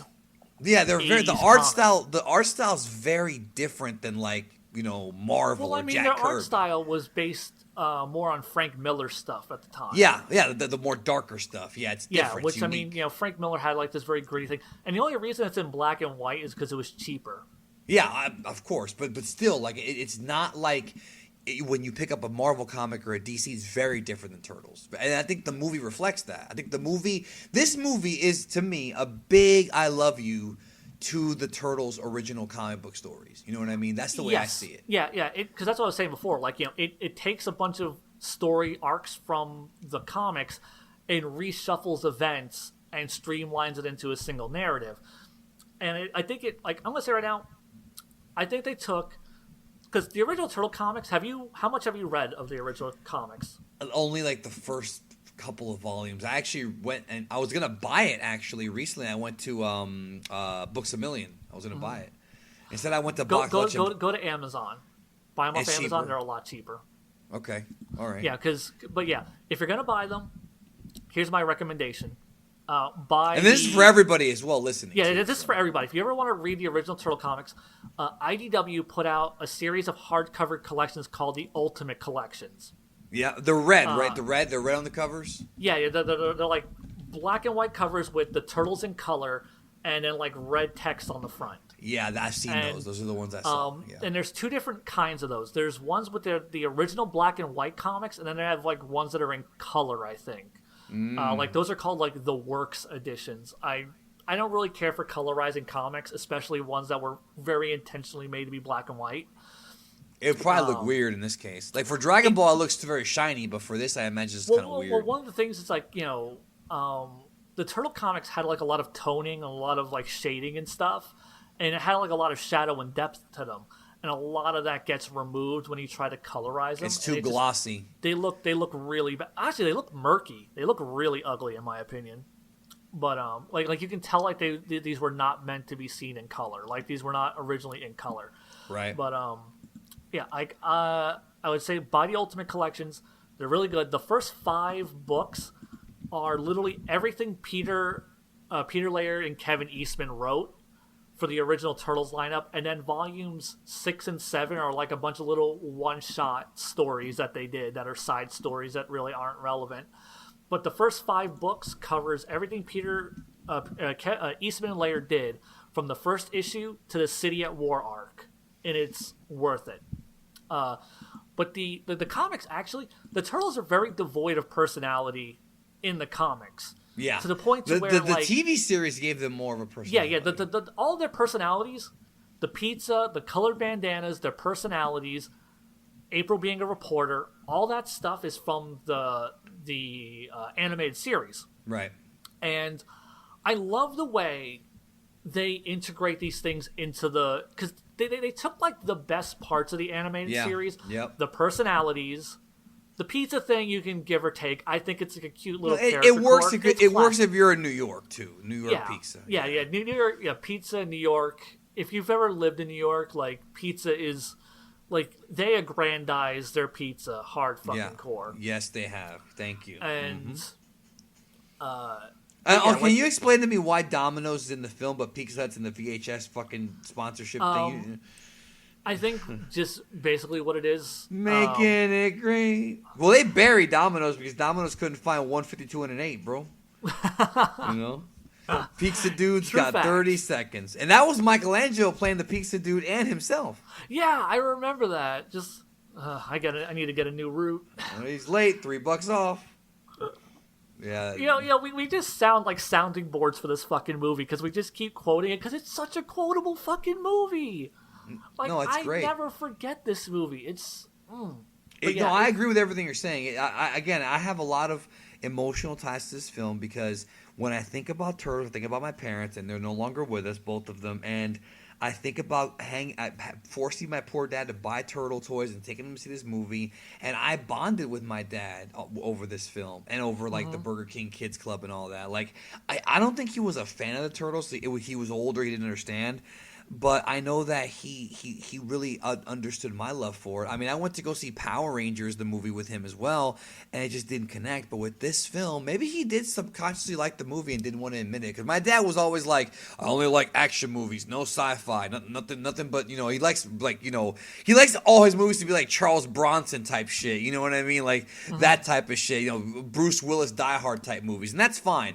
But I just have a lot of emotional ties to this film. Like, I have a lot of fond memories of it. I had a big TMNT poster on my wall, and I had TMNT 2 because I remember both those. I mean, they're just I can't describe how big they were for me. I can't. Yeah, no, like I'm in the same boat as you, where like this movie was such a cornerstone in my development. Like, it's just, like I said, it was the first movie I ever saw in theaters, and obviously, you know, the TMNT were like, they're still a big part of my life to this day. I'm 34 fucking years old, and I still love the TMNT with just like you said, this movie holds up though. It's still a good film. It does.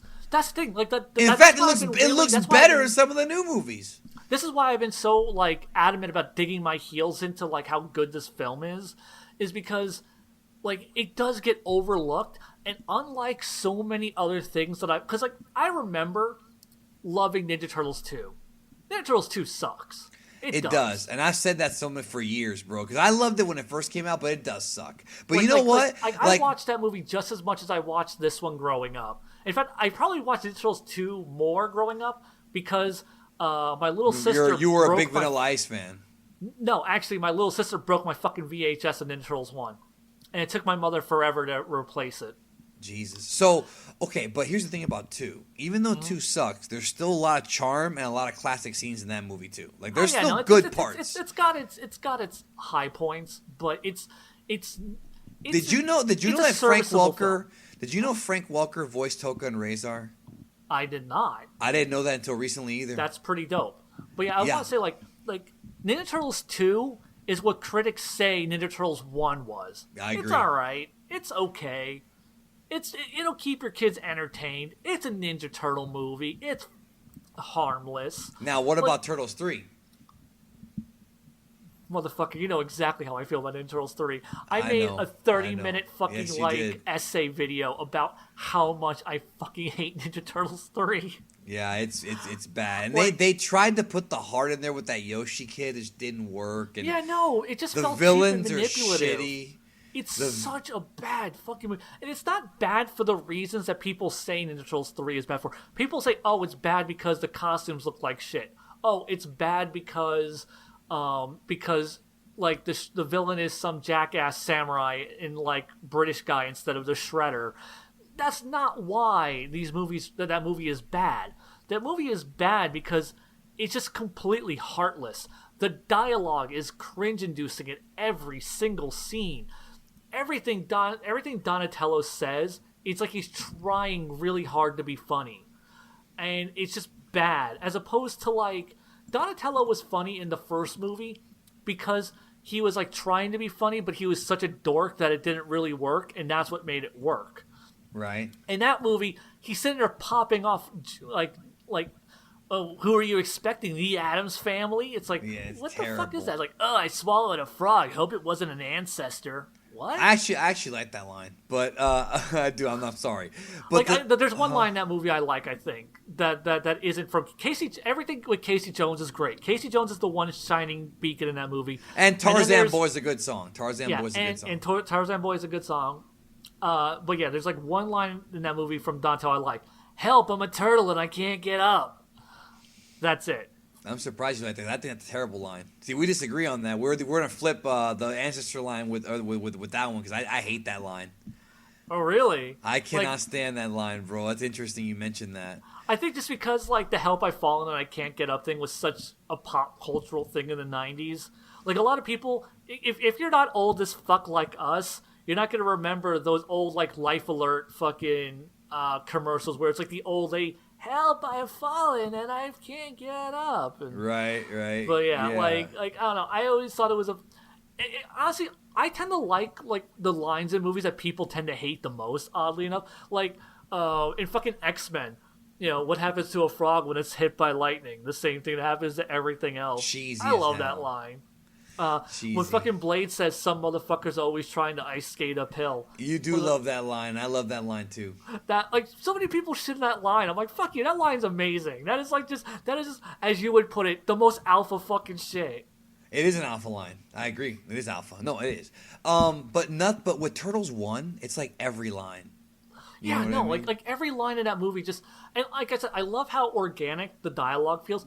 There's a fucking scene in the movie where Splinter goes to like explain to April their backstory, and he says it's like 15 years ago, and she cuts him off to go, why can't I ever dream of Harrison Ford?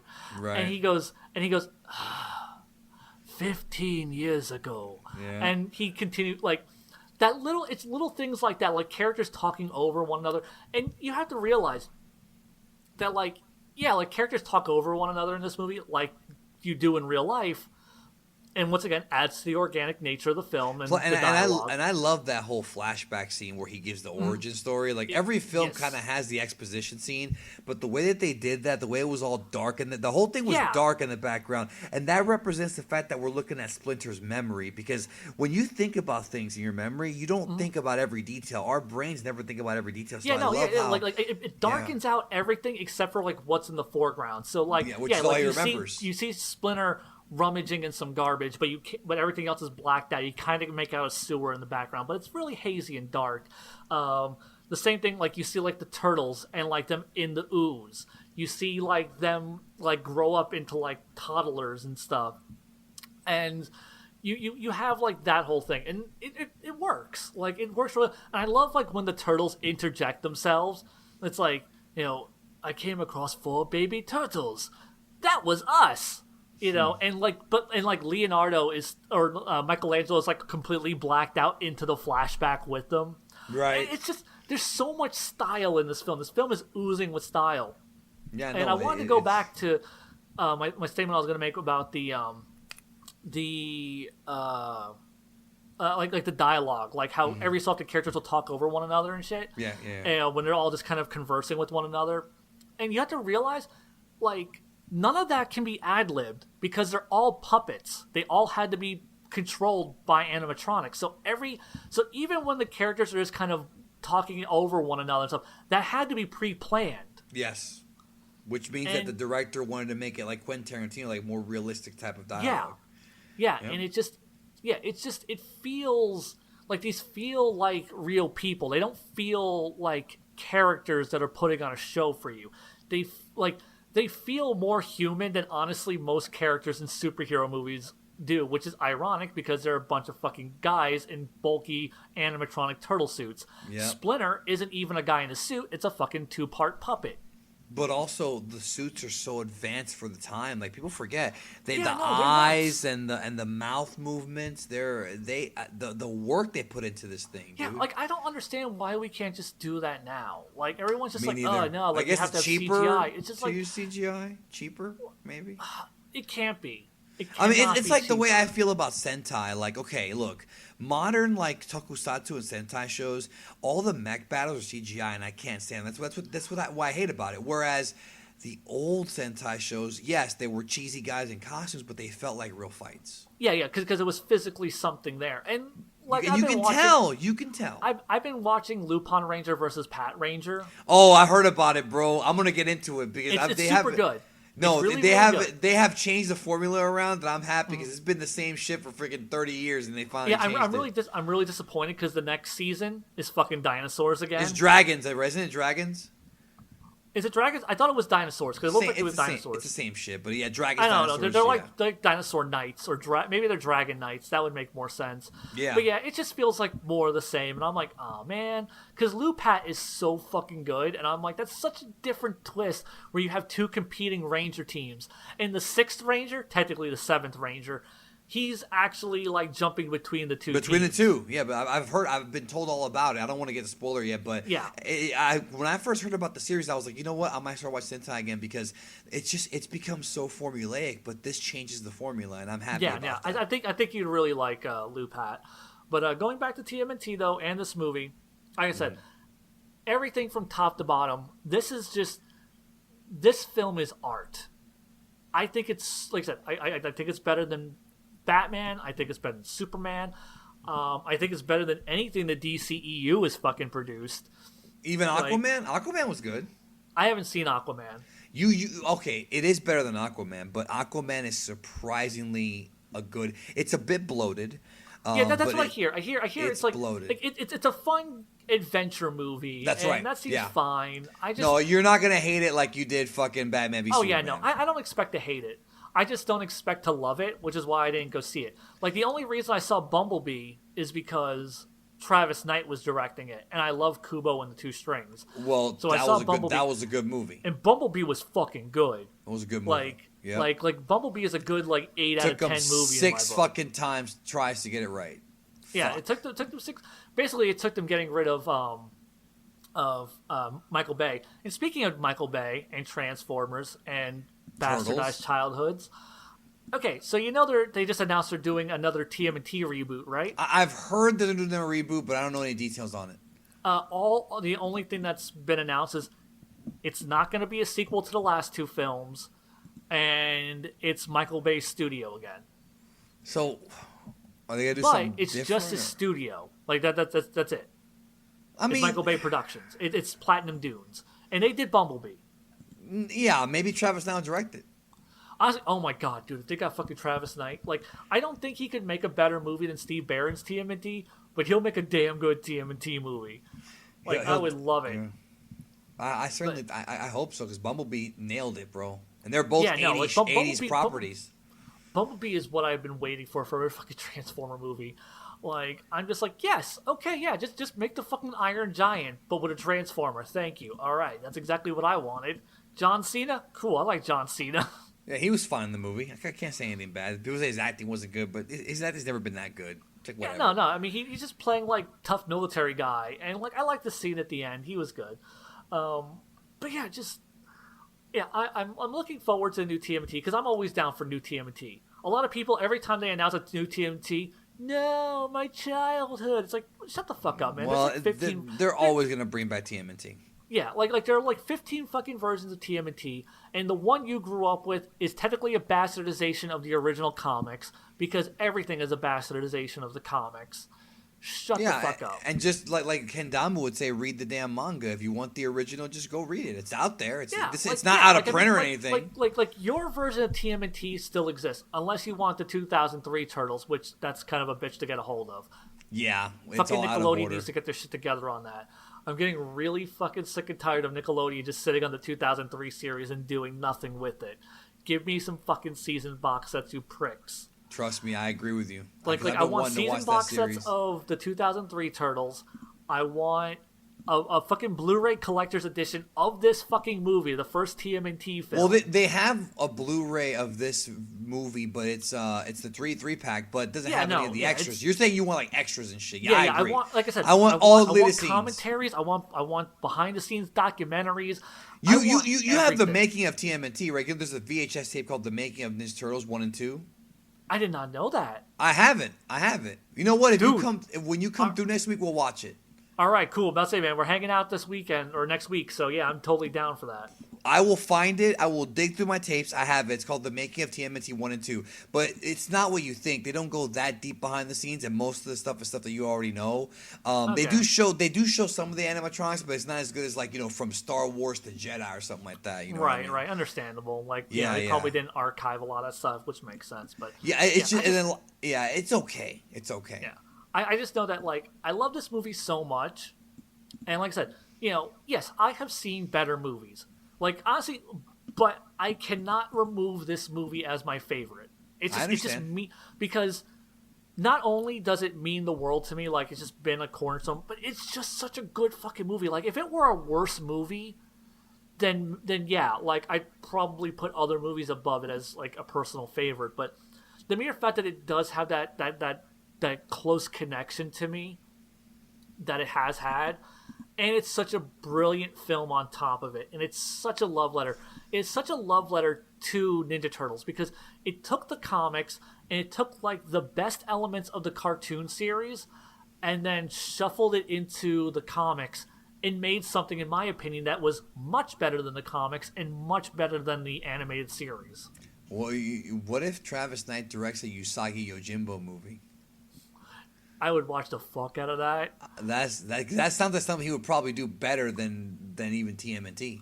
Probably. I mean, shit, man. He made Kubo and the Two Strings. Like, I know. Have saying. Leica do a stop motion animation Usagi Yojimbo film. I'd watch the fuck out of that. That's what I'm saying. Like, that's and it'd make like $12 at the box office, and I'd hate the world. Yeah, nobody would even know what it is. It's just not pop culture enough. But hey, I had the toy. It was part of the Turtles line. It was. I love that they keep Yojimbo. fucking inserting him back into the like the shows and stuff. Like every time there's a fucking Ninja Turtle series, there's always like 1 or 2 episodes where, oh look, here's Usagi Yojimbo. Are they gonna bring Mondo Gecko back? They always bring him back. Okay, good. Yeah, I don't think the 2000. I don't remember him being in the 2003 series, but he's in the IDW comics as part of the Mighty Mutanimals, and he's also in the 2012 series and the 2018 series. What about Wingnut? What about Wingnut and Screw Loose? They are definitely in the 2012 series. These are all toys that had no actual characters until they got put in. They're retconned into the. They're from the Archie comics. Are they really? A lot of those even Mondo Gecko? I think Mondo Gecko might also originate. A lot of those characters I know because for the longest time, I used to think that they weren't. That they were just made up for the toy line. That's what I was always. Yeah, they were made up for the toy line. Then later on, I found out. I'm like, wait, like this debuted in the comics. This, like, you have to like look to be sure. I'm pretty sure some of them were probably made in conjunction. Like some toy designer was like, here's our new mutant, and then the comic book guys went, we're gonna borrow that, or maybe vice versa. Right. But a lot of that stuff, like the first time I ever saw Tatsu, I'm pretty sure not Tatsu, Tattoo, the big sumo guy with all the tattoos on the him. big sumo guy. Yeah, I remember him. Yeah, like he was the first time I ever saw him was in the comics.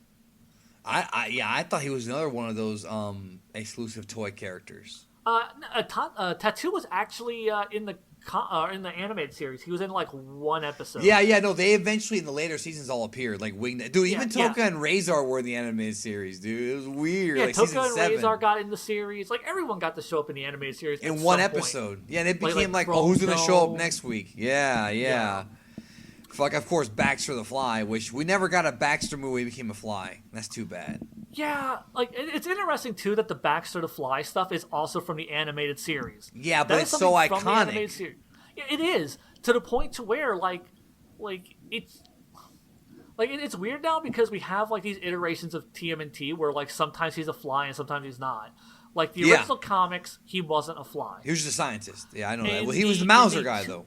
In the he's always the Mauser guy, but whether or not he becomes a fly varies. The 2003 TMNT, he didn't become a fly. He actually became a cyborg. Like the fucking. Right.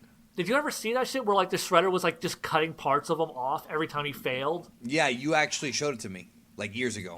That shit was grimdark as fuck. Yeah. And by the end of it, he's like a decaying fucking zombie head on top of a cyborg body. I wish that would happen to Tyler Perry, bro. I wish. I want to see that happen to Tyler Perry. Disintegrated. Okay. I thought you were talking about like actually had that happen to Tyler Perry. I was like, what the? Oh, fuck? I do. Right, Tyler Perry. I forgot Tyler Perry was in the 2000 or was in the last movie. He was Baxter in the last movie. I thought you maybe really hated Tyler Perry. Like, yeah, every time he makes a shitty Medea movie, cut off a fucking part of his body. Well, I do, bro. Medea gets chopped up. Make that the next one, bro. Just comes back as fucking Mecha Medea. You know what? You might as well at this point. They've already made enough of those damn movies. Yeah. So TMNT 1, I mean, I'm sure everybody listening to this probably already has seen it, but if you haven't, like, it's so good. It's so underrated. Like if you've never fucking seen this movie, fix it. Because if you're expecting some sort of big bombastic fate of the world type shit, no. It's a smaller story, a very personal story about these heroes that are the defenders of New York going against this guy who wants to fucking take it over. And it's just, it's so good. It's so fucking emotional. It's so fucking funny. It's so well directed. It's so clever. Like, the action sequences are so creative. And it's so good. Like, I love this movie. From top to bottom, it is such a good movie. I love every single part of it. Like I said, like, my two fucking criticisms about this movie is they dub over that one guy who's clearly supposed to be dead, and, like, they fucking had Michelangelo on top of the farmhouse, like in the comics, but then dubbed him over with Raphael. Like, that's the only shit I can complain about in this movie, and even that I don't even give a shit about. It doesn't take me out of the movie. It's still a great fucking movie, and it's one that, like, fuck it, dude, it's so good. It's so good, it gets no fucking respect, and it fucking pisses me off. I love this movie. It does get respect, but just not as much as it should. It gets respect from guys like us, where like we're in like our fucking mid-30s, going, oh no, man, that early so 30s, good. Buddy, early 30s. It's not we're April 34, yet. Dude. Like we got like mid 3 is more like months. 5, 6, and 7. That's mid to me. I think 6 and 7 hit your late, but okay. No, not to me. Late is 8 or 9. Okay. Late is 9. Let's say. Oh, well, in a few months, we're gonna be in our mid-30s. You're scaring me right now, bro. We can't even argue it anymore. You can't get any more mid. No, I don't want to think about this right now. Oh!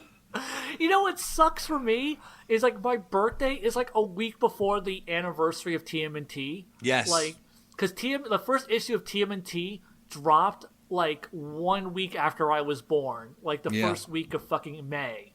So it's crazy. So everyone will be like, oh my god, it's like the 30th anniversary of Ninja Turtles. I'm like, oh man, Ninja Turtles are going to turn 30. I'm going to turn 30. Fuck. And like every time there's a fucking, like, yeah, I guarantee you, they're going to hype up the 35th anniversary of Turtles. I'm going to be like, shut the fuck up, okay? I know I'm old. But at least you'll get, but as for me, WrestleMania is the same age as us. WrestleMania 35 is next year. Yeah, or this year. I'm sorry, this year. Yeah, no, like we're the fucking same age as all this bullshit. And it's just, it's just constant fucking reminder. But so like that means Dragon Ball. Dragon Ball's also the same age as us. Yep, you're right. Dragon Ball. Too much cool. A lot of cool shit came out in '84. Just gonna throw that out there, including us out of the womb. Damn straight. That's crazy. I never noticed there was that many things that Police Academy won. No, I might be on a lower level. Police Academy was the highest grossing film the week I was born. Yeah, and it went against like Ghostbusters and whatnot. I think that year. Oh, fuck. Didn't the Goonies also come out in '84? I don't know. You know, okay, get this. I didn't watch the Goonies until like 3 years ago. Did you like it? Because it's got issues. No, I did not like that movie at all. I can understand if you're a kid and watching this kid's adventure movie and like what it would mean to you. But if you watch that shit as an adult and you didn't grow up with it, it fucking sucks. All right, here we go. Terminator came out in '84. Gremlins, Beverly Hills Cop, Ghostbusters, Indiana Jones 2, which you talked about already. Karate Kid came out. Nightmare on Elm Street Karate 1. Kid. Nightmare on Elm Street, Part 1. Yeah. Police Academy, Romancing the Stone. That's a good one. Star Trek 3. Oh. That one's okay. Yeah. Street to Fire, one of MJ's favorite movies. Conan the Destroyer came out in '84. Conan the Destroyer, of course. Children of the Corn, Starman, Firestarter. There's a few good ones here. The Neverending Story. Oh, hey, there you go. That's Purple Rain. The Muppets Take Manhattan. I don't know. Anyways, folks, that's going to do it. This is a great movie. Thanks for being here. I had a good time with you. It was actually Thank you over for 90 having minutes. me. Like when you asked me, it's like, hey, do you want to talk about TMNT on a podcast? Fuck yeah, I want to talk about TMNT I want to talk about this movie any opportunity I can, because anything that gets more people to watch this fucking movie, I feel is a net gain in the universe. I have introduced you, I have gotten you to watch a movie. Like, there are people on Twitter that were like, oh man, I haven't seen that movie in so long. I'm like, rewatch it. I guarantee you it's even better than you remember. It holds up. It really does. Like, it doesn't disrespect you. Yeah, like fuck every goddamn reviewer, because I've seen like what was it like? I think it was I was looking up like modern reviews of this movie, and you have like guys like Jeremy Jahns and like Chris Stuckman and shit who have watched this movie, and they're like, yeah, it's okay, it's kind of cheesy, it doesn't really hold up, but it has like some nostalgic value. I'm like, get fucked. This movie is so much better than the fucking tripe that you're fucking peddling on a week to week basis, you piece of shit.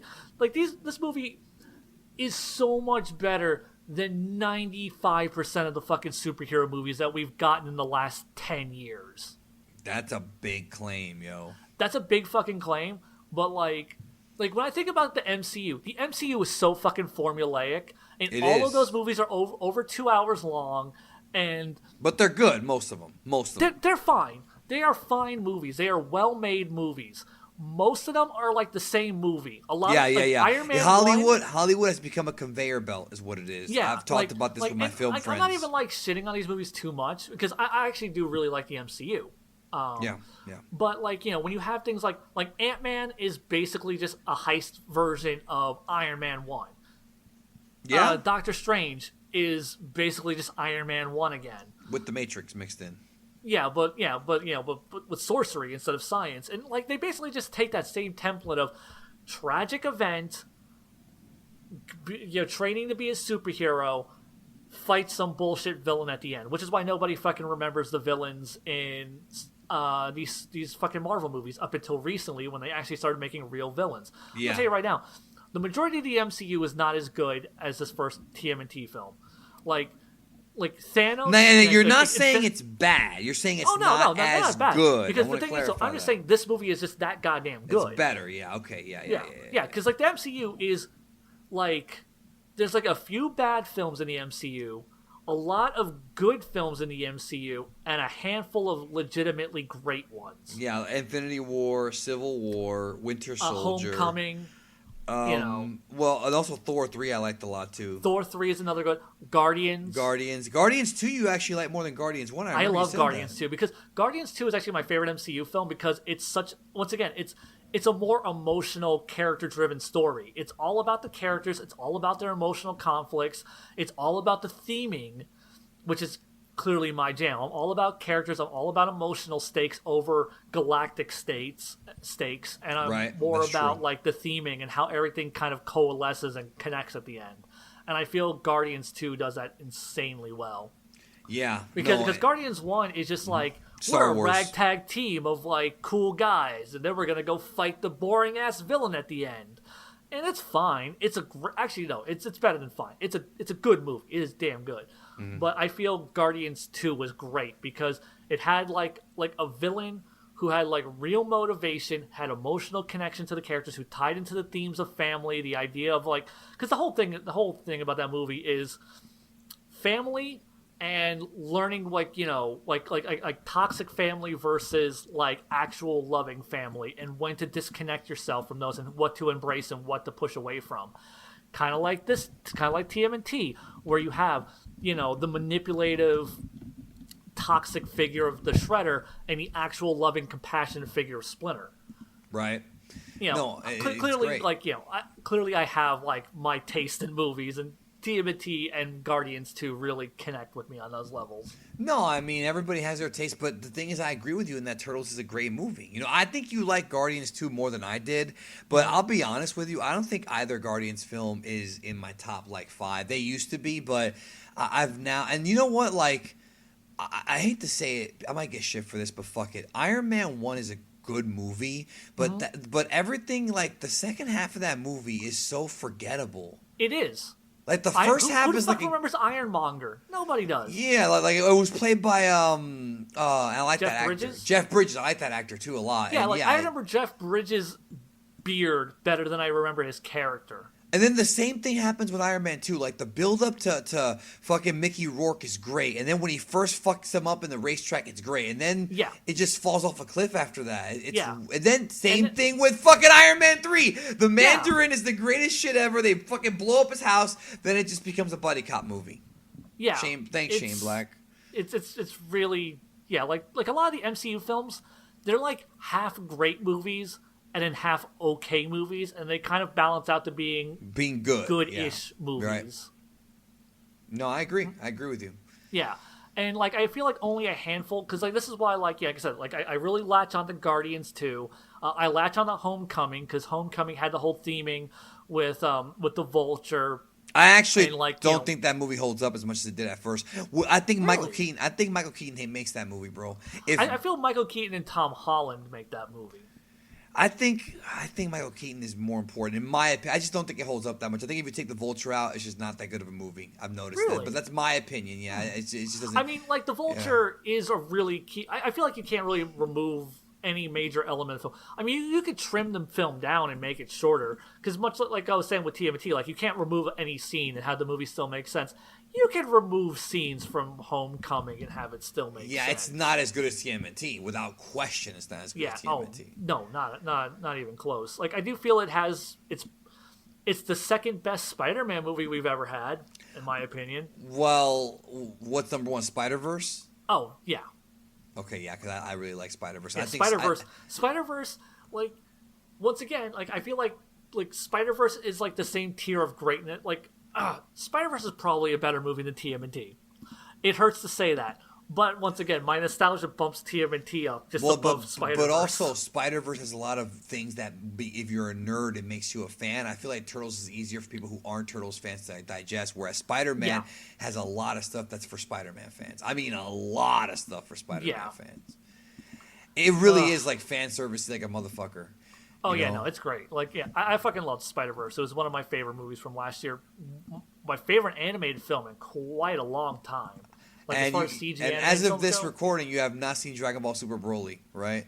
Correct. I am seeing it tomorrow, actually. I think, I'm going to be real with you. The more I watch the movie, the more I like it. There's obviously problems, but the more I watch it, the more I like it. I really want to hear your thoughts.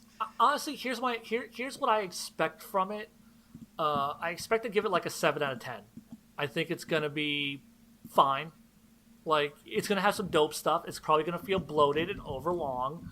It's probably going to be, I feel like it's going to be really back-ended with a shit ton of fighting that's going to get a little tiresome after a while. And I feel like it's going to be front-loaded with backstory that's not going to really be that relevant because Dragon Ball Minus has nothing to do with Broly. But well, I'm not going to spoil it for you, Yeah, dude. don't spoil it, but we can talk about it. Yeah, we'll talk about it. You and I are going to be hanging out soon, so we can talk about it then.